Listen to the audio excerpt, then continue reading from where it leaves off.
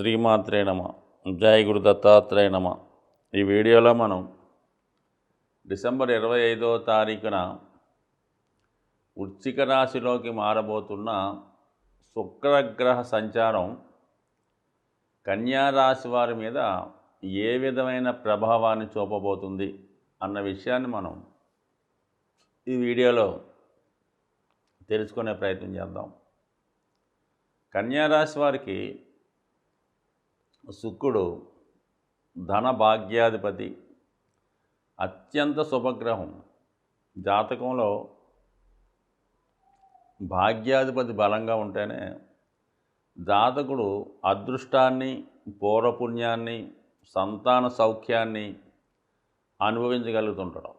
అసలు జాతకంలో ఎన్ని యోగాలు ఉన్నా భాగ్యస్థానం, భాగ్యాధిపతి బలం లేకపోతే ఆ జాతకం మొత్తం నిర్వీర్యం అయిపోతుంటుంది. అలాగే శుక్రుడు కూడా ఏ జాతకుడికైనా బలంగా ఉండాలి. వివాహం జరగాలన్నా, వివాహ సౌఖ్యం అనుభవించాలన్నా, ముఖ్యంగా సంతానం కలగాలన్నా, అలాగే ఒక మంచి బట్టలు కట్టాలన్నా, ఒక మంచి వాహనం ఉండాలన్నా, ఒక మంచి గృహంలో సొంతంగా ఉండాలన్నా శుక్రగ్రహం తప్పనిసరి. అటువంటి ఐశ్వర్యకారకుడైనటువంటి శుక్రుడికి అంత బలం ఉండబట్టే మరి శుక్రుని యొక్క అధిదేవతగా లక్ష్మీ అమ్మవారిని ఉండడం జరిగింది. అంటే ఇంచుమించుగా శుక్రగ్రహం అనుగ్రహం ఉంటే, శుక్రగ్రహ బలం ఉంటే అమ్మవారి యొక్క దయ మన మీద సంపూర్ణంగా ఉన్నట్టే. అందుకని సింపుల్గా మరి ఈ కన్యా రాశి వారు 2వ స్థానం అంటే కుటుంబం, 9వ స్థానం అంటే తండ్రి, గురువు. సో అందుకని ఈ కన్యా రాశి వారు కుటుంబాన్ని గౌరవిస్తూ, కుటుంబ సభ్యుల్ని దూషించకుండా వాళ్ళని గౌరవించడం, గురువుల్ని, తండ్రి గారిని సత్కరించడం, వారికి కావాల్సినటువంటి సౌకర్యాలు చూడటం వల్ల మరి ధన భాగ్యస్థానం యాక్టివేట్ అయి జాతకుడు ఐశ్వర్యవంతుడై సకల సౌఖ్యాలు అనుభవించే అవకాశం ఉంది. అలాగే స్త్రీలని గౌరవించడం, ముఖ్యంగా బయట స్త్రీలు ఎలా ఉన్నా కుటుంబంలో ఉన్నటువంటి స్త్రీలని, వృద్ధులైన వారిని, పెద్దవారిని గౌరవించడం వెరీ సింపుల్ టెక్నిక్ మాట ఈ కన్యా రాశి వారు అదృష్టవంతులు అవ్వాలంటే. సో ఏదైనా మిగతా వారికన్నా వీళ్ళు ఎక్కువగా శుక్రగ్రహ అనుగ్రహం సంపాదించాలి. దానికి కారణం ఏంటంటే కన్యా రాశిలోనే శుక్రుడు నీచ పొందడం జరుగుతుంటుంది. సో ఆ కారణం వల్ల శుక్రుడి యొక్క అనుగ్రహం ఈ రాశి వారి మీద తక్కువ ఉంటుంది. కాబట్టి మరి వీళ్ళు కంపల్సరీగా శుక్రుని యొక్క అనుగ్రహం కోసం స్త్రీలని గౌరవించడం, భార్యని గౌరవించడం, అలాగే అక్కజెల్లుల్ని, ఆడపిల్లల్ని గౌరవిస్తే శుక్రుడు బలవంతుడై కన్యా రాశి వారు అదృష్టవంతులుగా మారే అవకాశం ఉంది. అటువంటి శుక్రుడు మరి 3వ భావంలో వృశ్చిక రాశిలో విశాఖ నక్షత్రం మీద సంచారం మొదలుపెట్టడం జరుగుద్ది. మరి గురువు యొక్క ఫలితాన్ని శుక్రుడు ఇస్తాడు కాబట్టి, అంటే గురువు శుక్రుడు కలిస్తే ఎంత గొప్ప ఫలితం వస్తుందో అంత గొప్ప ఫలితం మీకు రావడం జరుగుతుంది. అంటే చతుర్థ, సప్తమ భావ ఫలితాలు అంటే గృహ సౌకర్యాలు, వాహన సౌఖ్యం, వివాహ సౌఖ్యం, వివాహ సంబంధాలు కలగడం. అలాగే అష్టమంలో గురువు ఉన్నాడు కాబట్టి అష్టమం ఐశ్వర్యాన్ని ఇస్తుంది, స్త్రీలకి మాంగళ్య బలాన్ని ఇస్తుంది.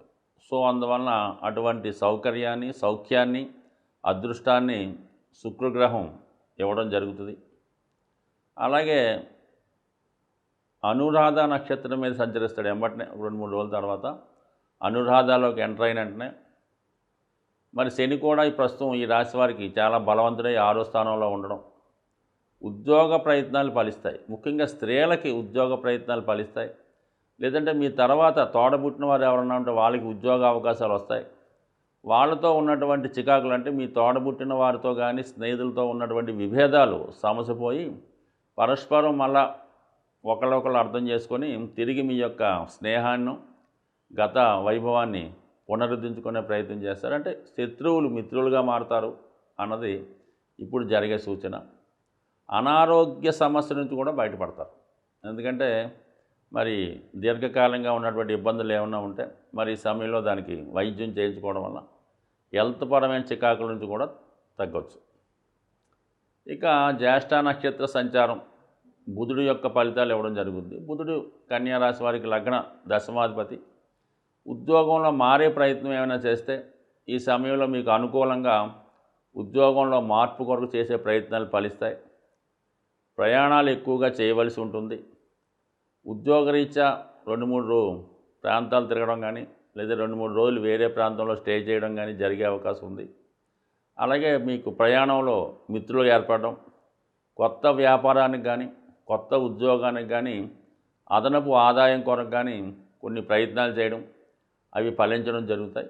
మరి ఈ బుధుడు కూడా చతుర్థ స్థాన సంచారం కాబట్టి గృహం ఏదైనా కొనుక్కునే ప్రయత్నం కానీ వాహనం కొనుక్కునే ప్రయత్నం కానీ వాటి విషయాలు చర్చించుకోవడం కానీ మొత్తం మీద ఈ శుక్రగ్రహ సంచారం ఈ కన్యా రాశి వారికి చాలా అనుకూలమైన ఫలితాలు ఇవ్వడం జరుగుతుంది. ఇంచుమించుగా జనవరి 19వ తారీఖు వరకు ఈ శుక్రగ్రహ సంచారం ఈ రాశి వారికి అన్ని విధాల అనుకూలంగా ఉంటుంది. కాబట్టి కంపల్సరీగా ఈ రాశివారు శుక్రుని యొక్క అనుగ్రహం కోసం లక్ష్మీ స్తోత్ర పారాయణ కన్నా శ్రీ సూక్త పారాయణ చేసుకోవడం వల్ల అతి తొందరగా మీ యొక్క శుక్రగ్రహ ఫలితాన్ని పొందగలుగుతారు.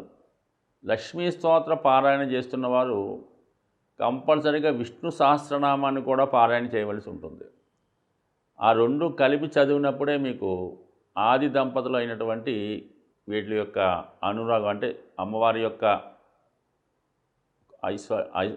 యొక్క దీవెనలు మరి కృష్ణుని యొక్క విష్ణుమూర్తి యొక్క దీవెనలు లభించి అంటే ఈ రెండు చదవడం వల్ల జాతకంలో కేంద్ర కోణాలు యాక్టివేట్ అయ్యి లక్ష్మీ యోగాన్ని జాతకుడికి కలగజేసే అవకాశం ఉంటుంది. సో అలాగే ఇది మన ఈ గోచారం అన్నది సాధారణంగా మనం వ్యక్తిగత జాతకం కాకుండా మీకు ఉన్నటువంటి కేవలం మీ జాతకంలో మీరు ఉన్నప్పుడు ఉన్నటువంటి చంద్రుడిని బేస్ చేసుకొని మనం గోచారం చెప్పడం జరుగుతుంది. అలాగే చంద్రుడితో పాటు చాలామందికి కేవలం రాసే తెలుస్తుంది తప్ప లగ్నం అన్నది తెలియదు. కొంతమందికి ఆటోమేటిక్గా మేషలగ్నం వారికి కూడా మనం చెప్పినటువంటి ఫలితాలు కొంతవరకు మాత్రమే వర్తిస్తాయి. అంటే గోచారం ఎంతవరకు మనకి జాతక చక్రంలో ఒక ఫలితం ఉన్నది అంటే మీకు ప్రభుత్వ ఉద్యోగం ఉందని మీ జాతకంలో రాసి ఉంది, లేదా మీ క్రీడా రంగంలో విజయం సాధిస్తారని రాసి ఉంటే అప్పుడు మాత్రమే ఈ గోచారం మీకు సపోర్ట్ చేస్తుంది తప్ప మీ జన్మ జాతకంలో జాతక పీఠిక మీద ఇటువంటి యోగాలు లేవనుకుందాం. పైపు వివాహం అవ్వచ్చు, సంతానం అవ్వచ్చు, ఉద్యోగం అవ్వచ్చు, ఏదన్నా జాతక చక్రంలో ఉన్నటువంటి ఫలితాలు మాత్రమే గోచారరీత్యా గ్రహాలు మారినప్పుడు ఆ ఫలితాలు మీకు ఇవ్వడం జరుగుతుంది.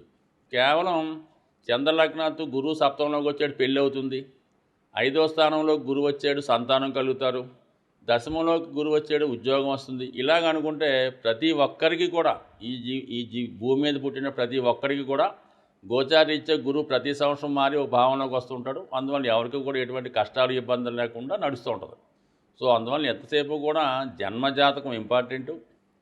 ఆ జన్మజాతకంలో ఉన్నటువంటి గ్రహాల స్థితిగతులను బట్టి ఉన్న యోగాలను బట్టి మీకు గోచారం సపోర్ట్ చేస్తుంది. కాబట్టి సాధ్యమైనంత వరకు ముఖ్యమైన కార్యక్రమాలు చేపట్టేటప్పుడు అందులో వివాహం, ఉద్యోగం, అలాగే ఏదైనా వ్యాపారం ప్రారంభించే ముందు లేదా మనం గృహయోగం ఉందా లేదా ఇలాంటి విషయాలు తెలుసుకున్నప్పుడు మీకు నమ్మకమైనటువంటి జ్యోతిష్కుల్ని చూపించుకోవడం, వారి సలహాలు సంప్రదింపులు చేసుకొని కూడా మనం దాన్ని జాతకాన్ని పరిశీలించుకోవాలి. జాతకంలో యోగం ఉన్నా కూడా దాని దశలు కూడా అనుకూలంగా రావాలి. అటు ఒకటికి మంచి శుక్రమాదశ ఉంటుంది, ఆ శుక్రుడు ఖచ్చితంగా 4వ స్థానంలో మంచి ఉచ్చులో బలంగా ఉంటాడు, అంటే మంచి వాహన యోగం, గృహయోగం అన్నీ జరుగుతాయి. కానీ మరి ఆ శుక్రమాదశ రావాలి కదా, ఆ శుక్రుడు ఎప్పుడో జీవిత చివరి భాగంలో వచ్చినా ఫలితం ఉండదు, అలాగే ప్రారంభంలో చిన్నప్పుడు పోయినా ఫలితం ఉండదు. సో అందువల్ల దశలను బట్టి ఆ దశలకి గోచారం సపోర్ట్ చేయబట్టి మీ యొక్క జాతక విశ్లేషణ ఉంటుంది. కాబట్టి సాధ్యమైనంత వరకు తెలిసిన వారికి, బాగా సబ్జెక్ట్లో అనుభవం ఉన్న వాళ్ళకి మీ యొక్క జన్మజాతకాన్ని కూడా చూపించుకొని అందులో ఉన్నప్పుడు మీరు ఖచ్చితంగా కొంత ప్రయత్నం చేసి లేదా విదేశం కోసం వెళ్తాం. జన్మజాతకంలో లేనప్పుడు గోచారంలో సపోర్ట్ చేయడానికి ఏం ఉపయోగం? ఎన్నిసార్లు వెళ్ళినా కూడా వచ్చినట్టే వెనక్కి ఫెయిల్ అవుతుంటుంది, ఊరికే మనీ వేస్ట్ అవుతుంటుంది. సో ఆ కారణం వల్ల జన్మజాతకం ఇంపార్టెంట్. బట్ ఏదైనప్పుడు కూడా జన్మజాతకం బాగుండాలి, దశలు బాగుండాలి, గోచారం బాగుండాలి. ఇవన్నీ బాగున్నప్పుడు మాత్రమే జాతకుడు తన జాతకంలో ఉన్నటువంటి యోగాలు అనుభవించి మరి వాళ్ళ యొక్క జీవితంలో ఉన్నత స్థాయికి వెళ్ళే అవకాశం ఉంటుంది. స్వస్తి.